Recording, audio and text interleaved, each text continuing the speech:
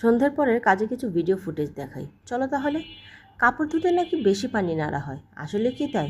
আমি তো মনে করি রান্নাঘরে সবচাইতে বেশি পানি নাড়তে হয়। কোনো না কোনো কারণে আমাদের প্রতি সেকেন্ডে সেকেন্ডে পানি ধরতে হয়। একটা টাইমেই তোমার থালাবাটি কতগুলো জমে দেখো। আর যদি সারাদিনে খাবারের থালাবাটি জমিয়ে রাখতাম তাহলে না জানে কতগুলো হতো। এভাবে পানি নাড়তে নাড়তে একটা মেয়ের যে হাতটা পুরো ক্ষয় হয়ে যায়, হাতের নখগুলোর কী অবস্থা হয়ে যায় সেটা কি কেউ ভাবে?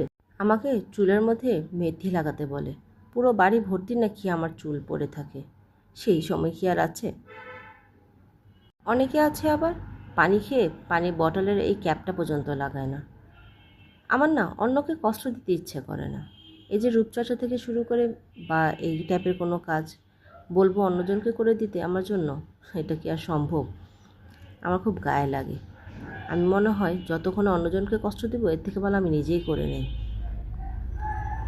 আমার মাকে না সবসময় বলতাম, এত সারাদিন কি কাজ করো, একটুও বসার সময় পাও না। এখন না বুঝি, হাড়ে হাড়ে টের পাচ্ছি বসার সময়টা কই।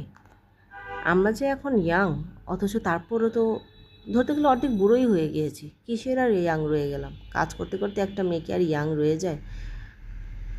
সময়ের আগেই সে বুড়ো হয়ে যায়। একটা সংসারে কাজের কিন্তু কম না, অনেক কাজ থাকে। এই কাজগুলো গুছানো পায় বলে ছেলেরা কিন্তু বুঝতেই পারে না সারাদিন আমরা টুকিটাকি কত কাজ করি।